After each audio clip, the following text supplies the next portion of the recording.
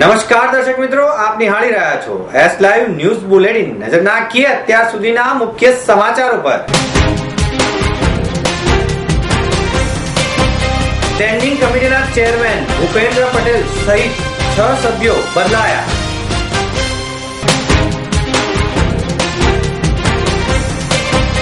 સામાજિક કાર્યકર અને સેવાભાવી કાર્યો સાથે જોય ઓફ વિવિંગ વીકનું આયોજન।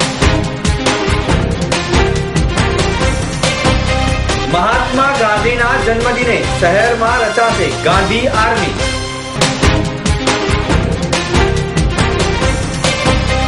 અમદાવાદમાં સુવર્ણ ઉત્સવ ધ ગ્રાન્ડ શોપિંગ ફેસ્ટિવલનો શુભારંભ।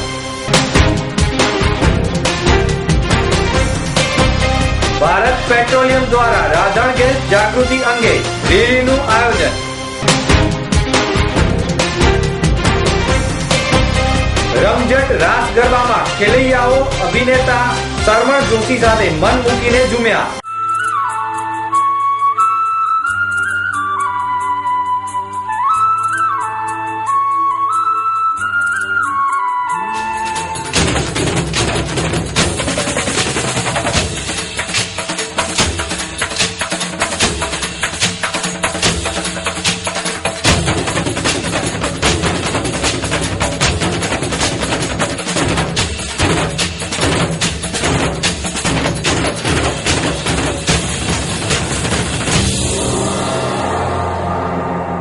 મ્યુનિસિપલ સ્ટેન્ડિંગ કમિટીના ચેરમેન ભૂપેન્દ્ર પટેલ સહિત સ્ટેન્ડિંગ કમિટીના 6 સભ્યોને બદલીને તેમના સ્થાને નવા સભ્યો નામની જાહેરાત પ્રદેશ ભાજપ દ્વારા કરાઈ હતી, જેને કારણે મ્યુનિસિપલ કોર્પોરેશનમાં અનેક તર્ક વિતર્કો ઉઠ્યા છે।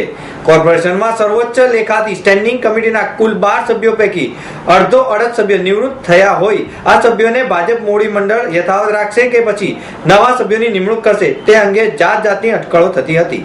સ્ટેન્ડિંગ કમિટીમાં સભ્ય તરીકે સ્થાન મેળવવા માટે ભાજપના કોર્પોરેટરોમાં જબ્બર હરીફાઈ હતી। મ્યુનિસિપલ ભાજપનો જૂથવાદ પણ આ દરમિયાન પ્રબળ બન્યો હતો। જો કે પ્રારંભથી સ્ટેન્ડિંગ ચેરમેન ભૂપેન્દ્ર પટેલને યથાવત તેમના સ્થાને જાળવી રાખવામાં આવશે તેમ મ્યુનિસિપલ વર્તુળોમાં ચર્ચાતું હતું।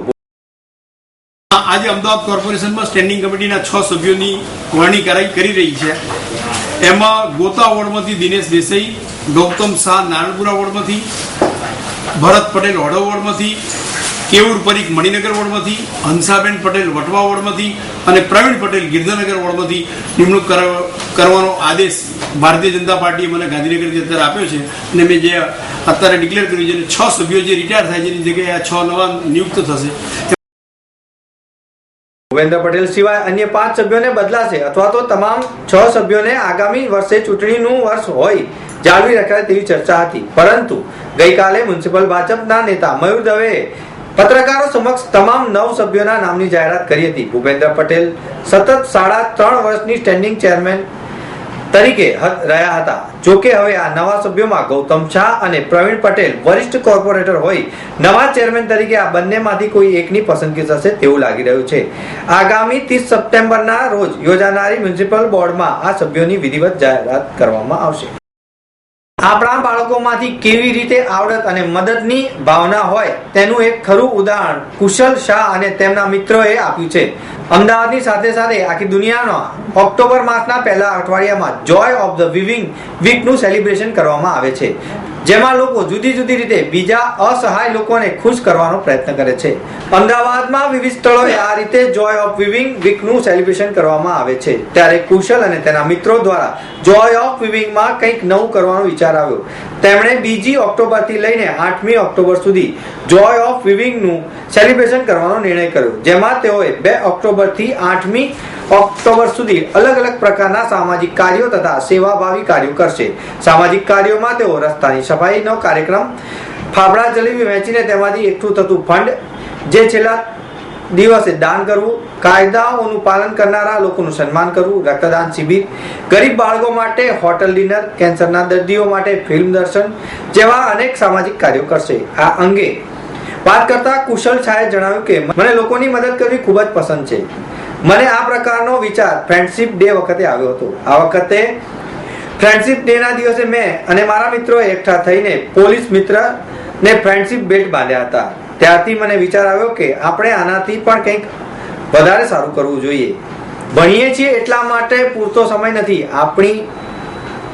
ભણીએ છીએ એટલા માટે પૂરતો સમય આપી શકતા નથી. તે કારણસર અમે શરૂઆતમાં સન્ડે સોશિયલ વર્ક નામની ફેસબુક પેજ બનાવી અને રવિવારના દિવસે આ પ્રકારે અલગ અલગ પ્રકારના કામે કરવા લાગ્યા હતા. ત્યારથી અમારો વિશ્વાસ વધ્યો અને આ વખતે અમે આખું અઠવાડિયું સોશિયલ વર્ક કરી અને લોકોને બને તેટલા મદદરૂપ થઈશું. આ અંગે વાત કરતા એક વાલીએ જણાવ્યું કે બાળકોમાં આ પ્રકારની ભાવના આવે તે બહુ જ મહત્વનું છે. કુશલે જ્યારે મને આ વાત કરી ત્યારે મેં તેમને પૂરતી મદદ કરવાનું પણ કહ્યું હતું.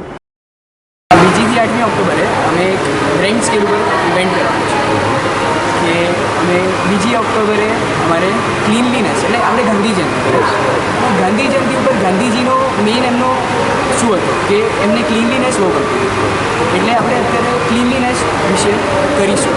એટલે આપણે દર 4 રસ્તા ઉપર જઈને કે દર મેઇન એરિયા ઉપર જઈને ડસ્ટબિન મૂકીશું. ત્યાં આગળ લોકોને શીખવાડીશું કે આ બાયોડિગ્રેડેબલ વેસ્ટ કયા ડસ્ટબિનમાં નાખવાનો અને આ નોન બાયોડિગ્રેડેબલ વેસ્ટ કયા ડસ્ટબિનમાં નાખવાનો. એમાં તમે એરિયા પસંદ કર્યા છે કે તમે અમે એક રૂટ પ્રમાણે જ જઈશું. મેપમાં એક રૂટ બનાવીને અમે ત્યાં આગળ જઈશું અને દરેક પાનના ગલ્લાએ દરેક લારી આગળ ડસ્ટબિન મૂકીશું. એ લોકો ત્યાં આગળ પાણીના પાઉચ ફેંકે છે, તંબાકુના પેકેટ્સ ફેંકે છે, એ બધું ઉઠાવીને અમે નાખીશું. પહેલાં એમને સમજાવીશું કે શું કરવાનું. તારીખ 2 ઓક્ટોબર 2014 ના રોજ મહાત્મા ગાંધીની 145મી જન્મ જયંતિ નિમિત્તે અમદાવાદ મ્યુનિસિપલ કોર્પોરેશન અને યુવા અનસ્ટોપેબલ દ્વારા એક અનોખા કાર્યક્રમનું આયોજન કરવામાં આવ્યું છે. સંયુક્ત રાષ્ટ્ર સંઘે પણ તારીખ 2 ઓક્ટોબરના દિવસને આંતરરાષ્ટ્રીય અહિંસા દિવસ ઘોષિત કર્યો છે. મહાત્મા ગાંધીને શ્રદ્ધાંજલિ આપવા તેમના રાષ્ટ્રને કરેલા પ્રદાનને યાદ કરવા અને હજારો યુવાનોને સત્ય અને અહિંસાના માર્ગે ચાલવા પ્રેરિત કરવા યુવા અનસ્ટોપેબલ દ્વારા ગાંધી આર્મીનું આયોજન કરવામાં આવ્યું છે. તારીખ 2 ઓક્ટોબર 2014 ના રોજ અમદાવાદ AEC ગ્રાઉન્ડ ખાતે 6000 થી વધુ લોકો એકત્રિત થઈને ગાંધીજીના વિશ્વમાંથી સૌથી મોટા પોર્ટ્રેટનું સર્જન કરશે. આ કાર્યક્રમમાં યુવાનો, બાળકો, કોર્પોરેટરો, વરિષ્ઠ નાગરિકો અને સમાજના વિવિધ સમૂહના લોકો ભાગ લેશે. આ ઘટના Greenwich book of world record માટે મહત્વની હશે. ગાંધી આર્મીના ભાગ લેનારા લોકો 30 મિનિટ સુધી એક જ જગ્યાએ ઊભા રહી અને હેલિકોપ્ટર કેમેરા દ્વારા પોર્ટ્રેટ ઇમેજ ખેંચવામાં આવશે. અમદાવાદ મ્યુનિસિપલ કોર્પોરેશન અને યુવા અનસ્ટોપેબલ દ્વારા આયોજિત આ કાર્યક્રમનો મેસ્કોટ સફેદ વાંદરો છે. મહાત્મા ગાંધી દ્રઢતાથી માનતા હતા કે ખરાબ સાંભળવું નહીં, ખરાબ બોલવું નહીં અને ખરાબ જોવું નહીં. આ સંદેશાને વિશ્વભરમાં વાંદરાના ચિહ્ન દ્વારા પ્રસારિત કરાયેલ છે, જેમાંથી એકના કાન બંધ છે, એકનું મોઢું બંધ છે અને એકની આંખો બંધ છે. યુવા અનસ્ટોપેબલે ચોથો મોસ્કોટ સ્વચ્છતા છે. મહાત્મા ગાંધી કહેતા હતા કે સ્વચ્છ અને ચોખ્ખા અને ગૌરવપૂર્ણ રહેવા માટે નાણાંની જરૂરિયાત પડતી નથી. યુવા અનસ્ટોપેબલે આ સંદેશને શહેરો સ્વચ્છ રાખવાના વિશ્વભરમાં પ્રસાર કરવા માંગે છે. આ કાર્યક્રમનો હેતુ સ્વચ્છ અને હરિયાળા શહેરો અંગેનો છે. આ કાર્યક્રમમાં ભાગ લેનારા દરેક લોકો અમદાવાદ શહેરને ચોખ્ખું રાખવા અને પર્યાવરણ મિત્ર જીવનશૈલીને અપનાવવાની પ્રતિજ્ઞા લેશે, જેથી તારીખ 2 ઓક્ટોબર 2015 સુધીમાં અમદાવાદ વિશ્વનું સૌથી સ્વચ્છ શહેર બની રહેશે. 2 ઓક્ટોબરે ગાંધીજીને 145 વર્ષ પૂરા થાય છે. એ દિવસે યુવા દ્વારા એક મેમનગરના ગ્રાઉન્ડ ઉપર ગાંધીજીની પ્રતિમા બનાવશે અને એની પરથી હેલિકોપ્ટરથી આપણે ફોટોગ્રાફ્સ લઈશું. અને અમદાવાદ શહેરની અંદર સોસાયટીઓ, સ્લમ એરિયા, પોળો અને કોર્પોરેશન અને સરકારી બિલ્ડિંગો અને અનેક બિલ્ડિંગો સફાઈ થાય, ચોખ્ખા થાય અને શહેરમાંથી કચરો નીટ એન્ડ ક્લીન થાય. આપણે પણ એક અમદાવાદને સ્વચ્છ અમદાવાદ અને સુઘડ અમદાવાદ બનાવવાનો પ્રયત્ન કરી રહ્યા છે. એમાં યુવા મિત્રો, યુવા આખી NGO અમારી સાથે જોડાઈ રહી છે, એનું પણ મને ગૌરવ છે. નાના વેપારી અને ક્રાફ્ટમેનની આકરી મહેનતને ઓળખ આપવાના હેતુથી જ્વેલર એસોસિએશન અમદાવાદ દ્વારા સુવર્ણ ઉત્સવ ભવ્ય શોપિંગ ફેસ્ટિવલનું ભવ્ય શુભારંભ કરવામાં આવ્યો છે. ગ્રાન્ડ શોપિંગ ફેસ્ટિવલની શરૂઆત દશેરાથી દિવાળી દરમિયાન 1 ઓક્ટોબરથી 23 ઓક્ટોબર 2014 સુધીની રહેશે. આ કાર્યક્રમમાં ગુજરાત સરકારનો પણ સહયોગ સાંપડ્યો છે. આ કાર્યક્રમના મુખ્ય અતિથિ તરીકે રાકેશભાઈ શાહ, પ્રમુખ Gujarat chamber of commerce, Shantibhai Patel, પ્રમુખ jeweller association, doctor Chatterjee index B, Zaveribhai Zaveri, FGIF, Arvindbhai AB jewellers અને જ્વેલર્સ એસોસિએશન કમિટીના મેમ્બરો ઉપસ્થિત હતા. આ ઉત્સવની મોસમમાં Satellite, CJ road, Manekchowk, Sabarmati જેવા શહેરના વિસ્તારોમાંથી Zaveri and company, AB jewellers, Anjali jewellers, Suvarnakala jewellers અને તેના જેવા જ વધુ 60 સભ્યો ઉપસ્થિત હતા. આ ફેસ્ટિવલના આયોજનનો મુખ્ય હેતુ છેલ્લા 6 મહિનામાં બિઝનેસમાં આવેલી મંદીથી થયેલા નુકસાનનું વળતર આપવાનો અને નવી સ્કીમો રજૂ કરવાનો છે. વર્ષ 2004માં આ રીતે એક ઉત્સવનું આયોજન કરવામાં આવ્યું હતું, જેને અભૂતપૂર્વ પ્રતિસાદ મળ્યો હતો, જેના ભાગરૂપે ફરીથી આનું આયોજન કરવામાં આવ્યું છે.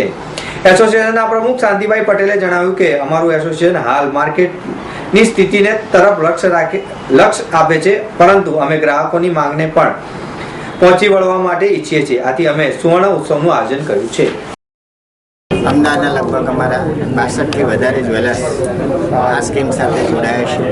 આ સ્કીમનો મુખ્ય હેતુ અમારા ક્રાફ્ટમેનોને, રત્ન કલાકારોની રોજગારી વધે અને સાથે સાથે આપણી યુનિક આઇટમ એ લોકો જે બનાવે છે એમનું વેચાણ ગ્રાહકો સુધી પહોંચે એ માટે અમે આ ફેસ્ટિવલનું આયોજન કર્યું છે. ભારત પેટ્રોલિયમના એલપીજી વિભાગ દ્વારા સમગ્ર દેશમાં આજે રાધણ ગેસ જાગૃતિ માટેની રેલીનું આયોજન કરવામાં આવ્યું હતું, જેના ભાગરૂપે આજે અમદાવાદના સુભાષ બ્રિજ કલેક્ટર કચેરી ખાતેથી ભારતીય પેટ્રોલિયમની કચેરી સરદાર પટેલ સ્ટેડિયમ ખાતે રેલી પૂર્ણ કરવામાં આવી હતી. આ રેલીનો પ્રારંભ territory manager S Dhanpal, deputy manager Deepak Shah તેમજ અન્ય અધિકારી અને પોલીસ ઉચ્ચ અધિકારીઓએ કર્યો હતો. આ રેલીમાં ગેસની ફેરી કરતી રિક્ષાઓ તેમજ બાઇક સવારો હાથમાં પ્લેકાર્ડ અને બેનરો લઈને રાધણ ગેસ વપરાશ તેમજ અકસ્માતોના નિવારણ માટેની સમજ આપવામાં આવી હતી.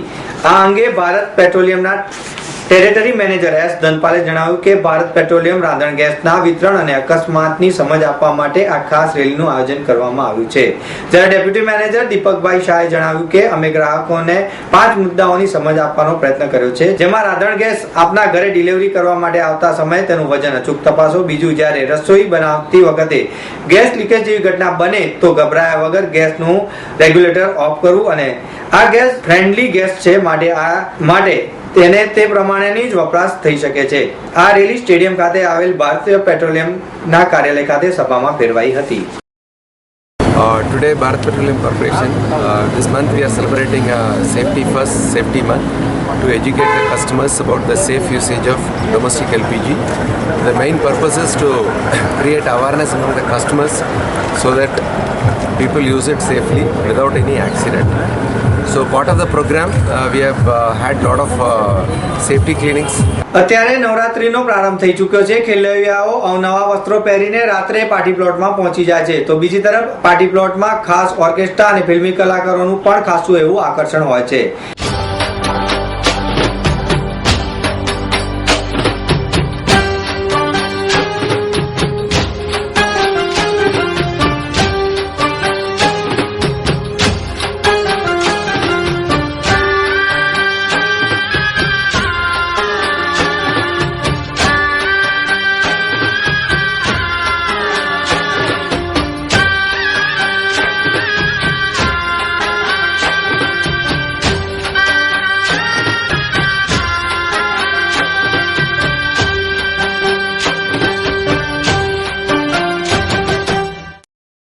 સ્ટાર એન્ટરટેનમેન્ટ દ્વારા સેટેલાઇટ વિસ્તારમાં આવેલા સમર્પણ પાર્ટી પ્લોટ ખાતે ખાસ રમઝટ ગરબાનું આયોજન કરવામાં આવ્યું છે, જેમાં 9 દિવસ અલગ અલગ ફિલ્મી કલાકારો પધારવાના છે. જેમાં નવરાત્રીના પહેલા દિવસે 3 ઇડિયટ્સ પ્રેમ શરમન જોશી ખાસ ઉપસ્થિત રહ્યા હતા તથા તેમની સાથે ગુજરાતી ફિલ્મના જાણીતા વિલન ફિરોઝ ઈરાની પણ ખાસ ઉપસ્થિત રહ્યા હતા, જેઓની હાજરીથી ખેલૈયાઓ ખૂબ જ ખુશ થઈ ગયા હતા અને ગરબે ઝૂમી ઉઠ્યા હતા. ગરબા વિશે શર્મનું કહેવું છે કે એક ગુજરાતી તરીકે મને ગરબા ખૂબ જ ગમે છે અને તેમાં પણ જ્યારે અમદાવાદમાં આવવાનું થાય ત્યારે મારો ઉત્સાહ વધી જાય છે.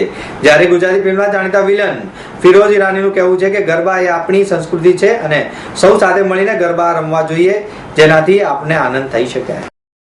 તો મિત્રો, આ હતા અત્યાર સુધીના મુખ્ય સમાચારની ખાસ ગતિવિધિ માટે આપ નિહાળતા રહો એસ લાઈવ ન્યૂઝ બુલેટિન. નમસ્કાર.